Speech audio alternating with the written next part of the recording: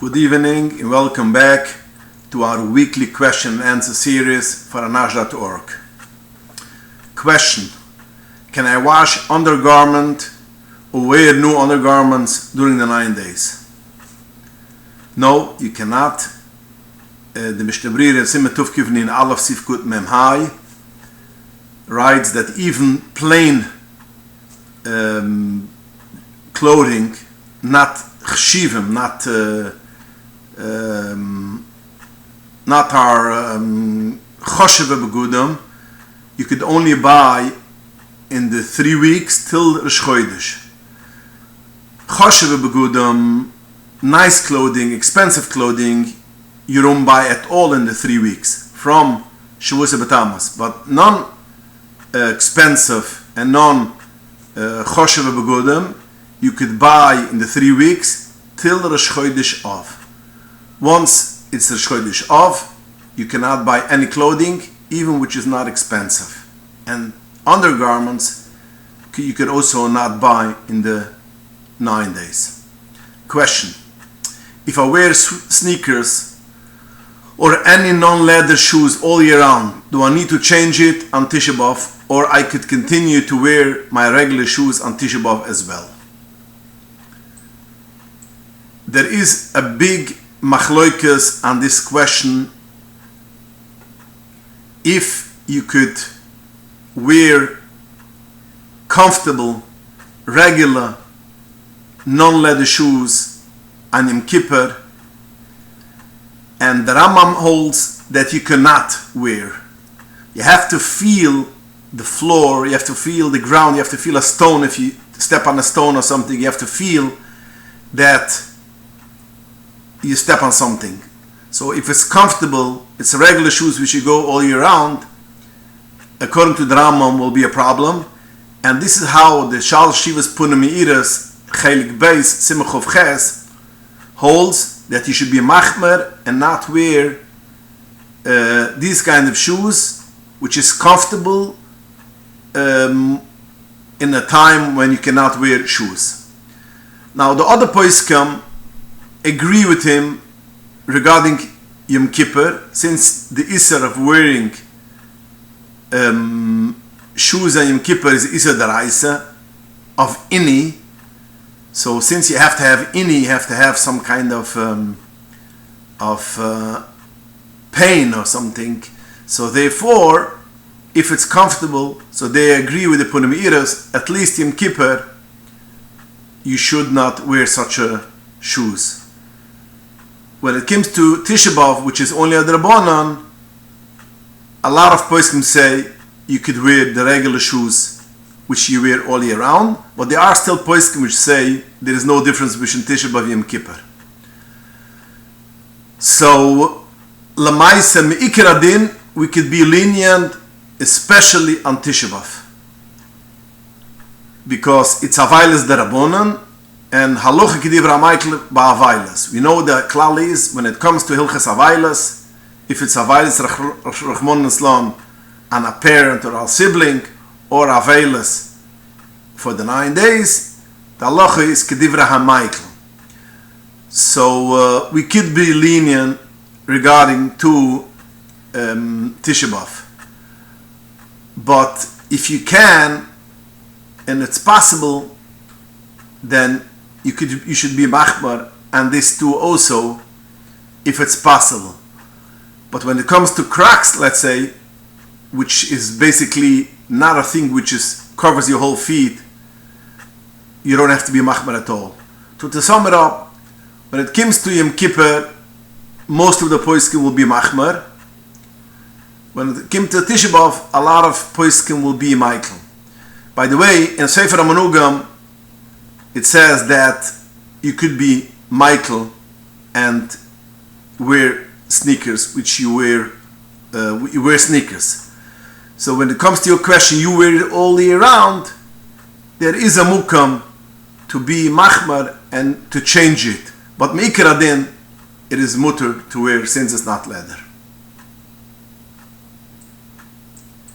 Question: what should children or a person which is sick do regarding Havdalah this year Tisha B'Av, since Tisha B'Av falls on Motzei Shabbos, and we don't make Havdalah Motzei Shabbos, only Motzei Tisha B'Av, a child who needs to eat, or a person which is sick, or a woman which do not fast after a baby, etc., what should they do regarding Havdalah? So when it comes to children, they don't make Havdalah at all, and they will listen to Havdalah Motzei Tisha B'Av from their parents. We know the Alter Rebbe writes, although there's a mitzvah of chinuch to be bechanach the children of the mitzvah of Havdalah, like all other mitzvahs, but we are not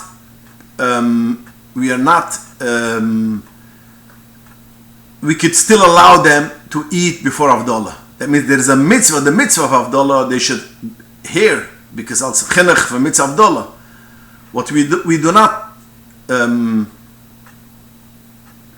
ask them not to eat before Havdalah.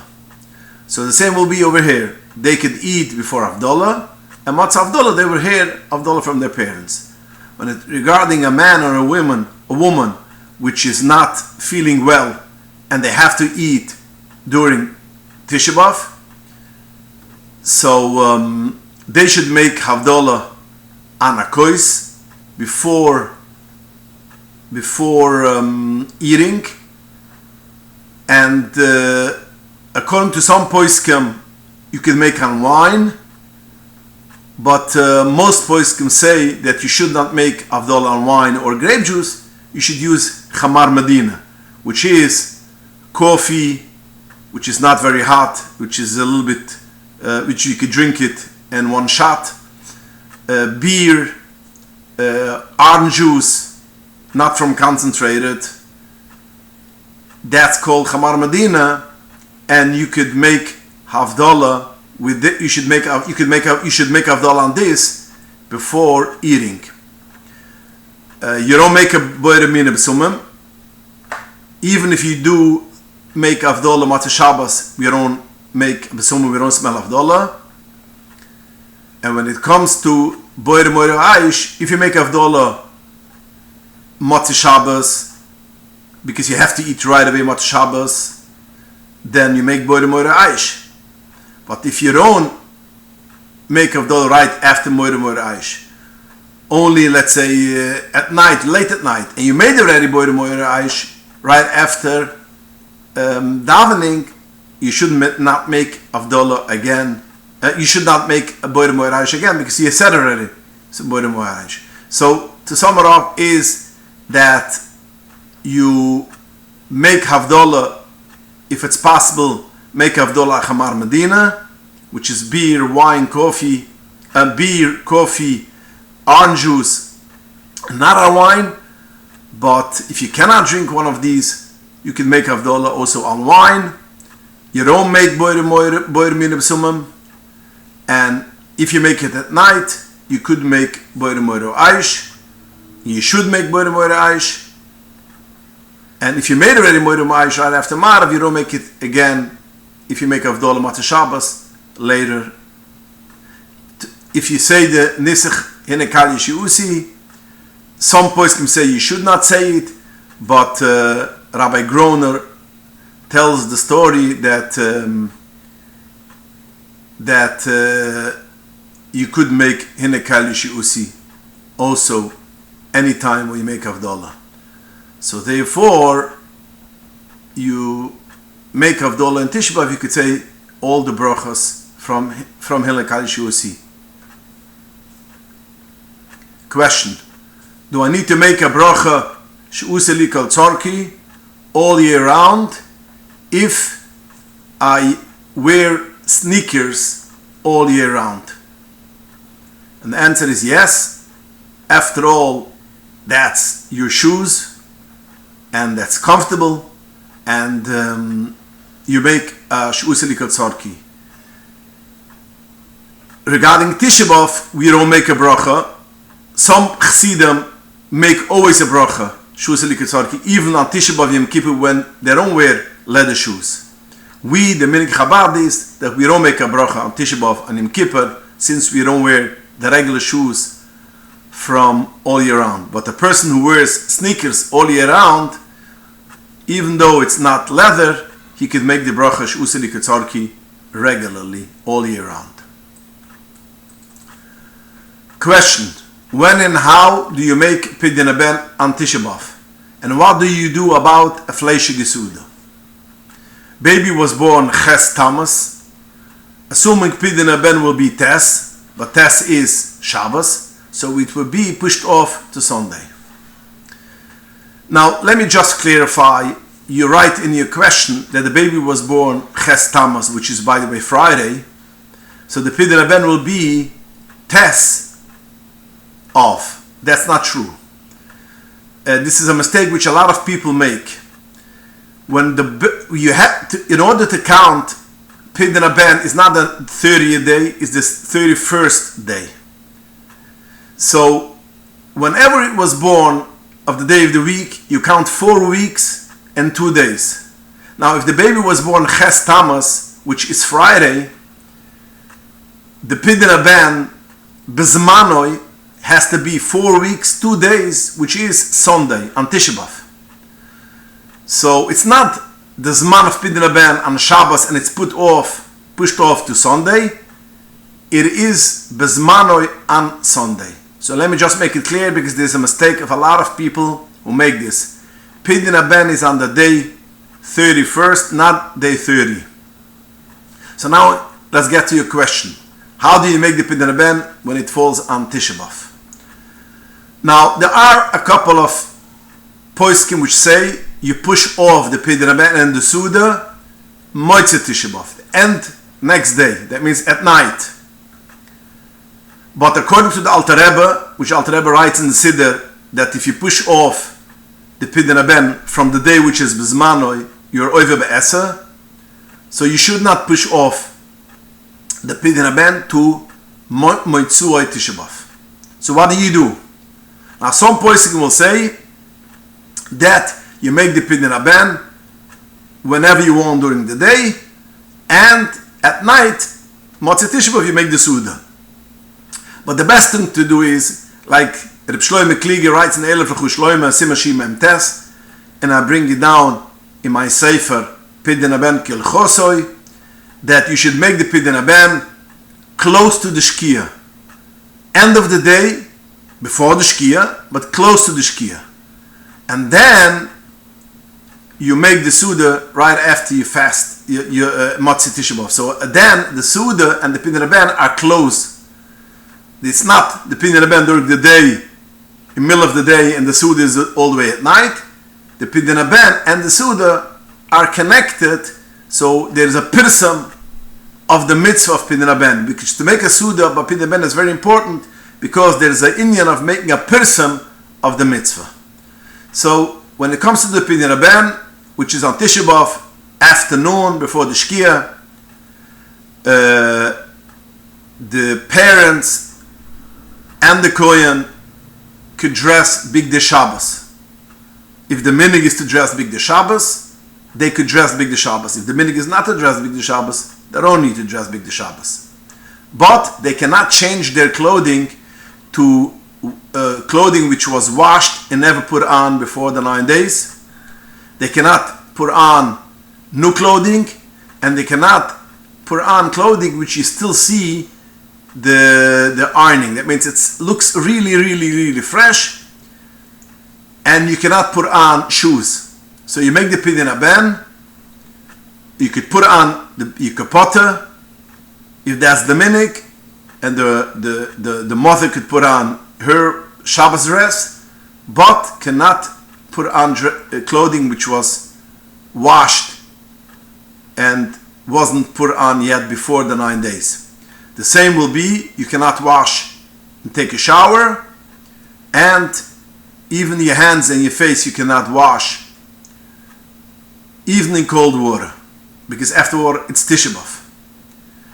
After the Pidyon, if it's during the day, you take off the Shabbos clothing, but if it's not after the Pidyon, during the day, it's before the Shkia, you could stay and have it on till Motzei Tisha B'Av, because it's right connected, and then you wear by the Suda the Bigdei Shabbos.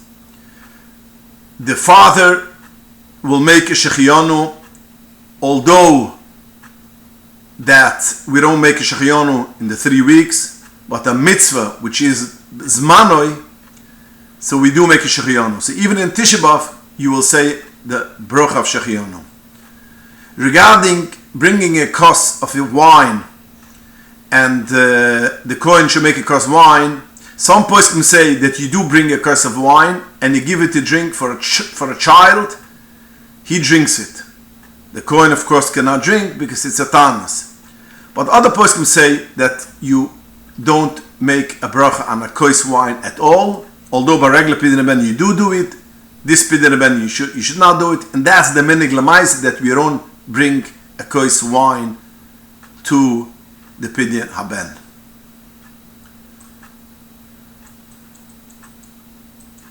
Question: I have a pitcher that is covered but with a small opening on the top.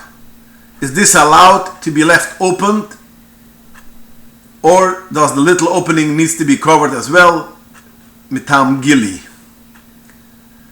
The answer is, the Rambam writes in Peirig Yud Aleph of Hilchas Shmiras HaNefesh, Halacha Yid Aleph till Halacha Yid Gimel, where he brings down these halachas, and he writes all the mashkim, all the fluids, all the things which there are a problem, a iser of gili, it's a problem during the day or during the night, it will be a problem.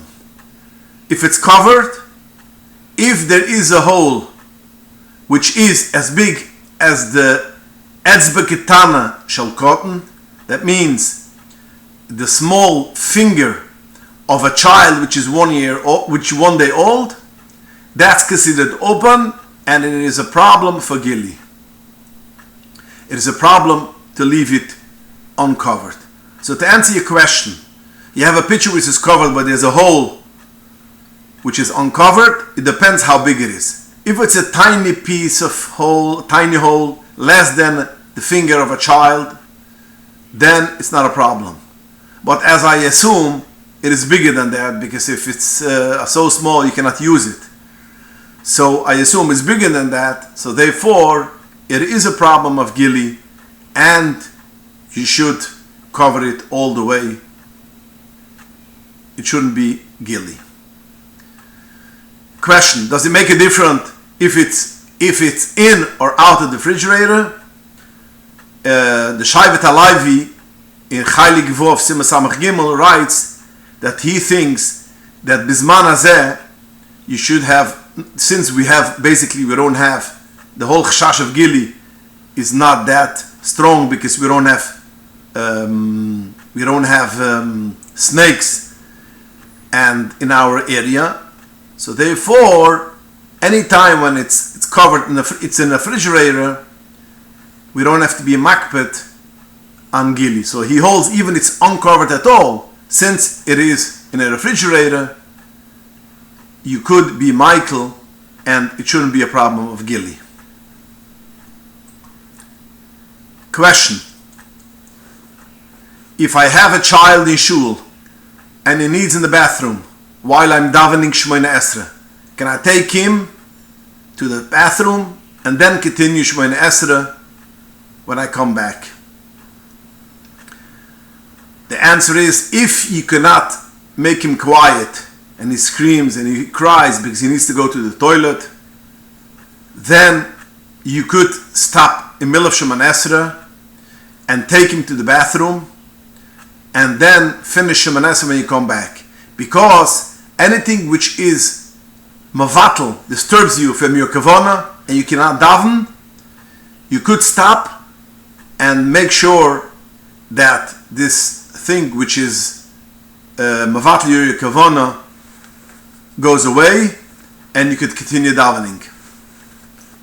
So since when this child is in shul and he cries that he needs to the bathroom and you cannot daven and other people cannot daven, you could stop in the middle of davening, take him, and finishing davening when you come back. The same will go also if a person has his cell phone on by mistake and it starts ringing in the middle of his davening, although it's in the middle of Shemoneh Esrei, and in the middle of Shemoneh Esrei you cannot do anything, you can take out your phone, close it, and continue davening.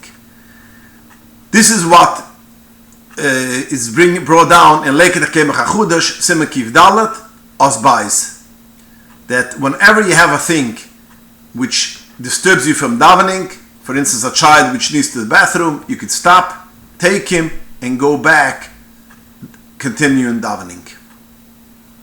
Question regarding taking off tefillin sitting. Can I take off shel rosh standing but roll it up when I'm sitting? Yes, it's not a problem. The only thing when we need to stand is when you take it off. But rolling it together, it's not a problem. It should be when you sit. Question.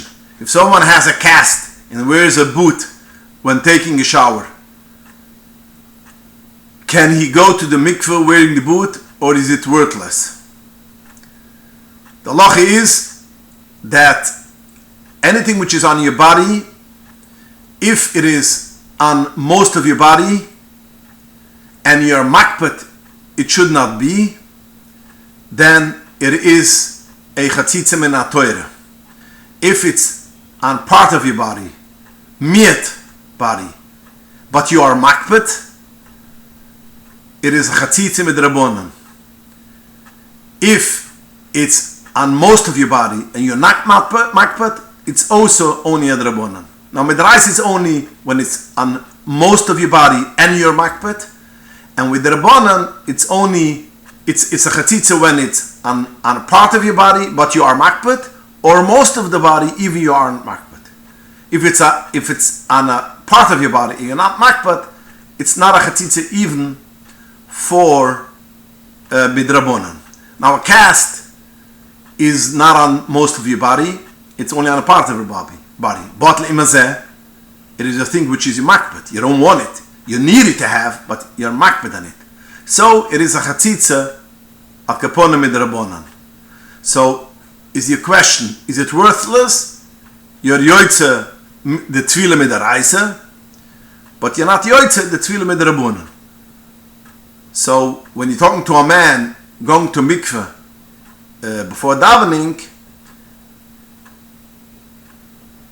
if it's worthless, midrabonan it is not. Is it a chatzitza? Midraisa it's a good tefillah. Okay. Thank you for joining us, and please join us 2 weeks from today. Next week is Matzah Tisha B'Av. We won't give a shiur, and please send in your questions to inbox@anash.org. And again, I want to ask and apologize for the people who keep on sending in questions, and I did not get to the questions yet because there comes in a lot of questions. And Yetz Hashem, we will get to them in the future shiurim. Good night and have a wonderful week. And all these days, Yahafchi, Lesusen and Simcha, B'meher B'meini Mamash, in B'Meshech Tzidkeinu.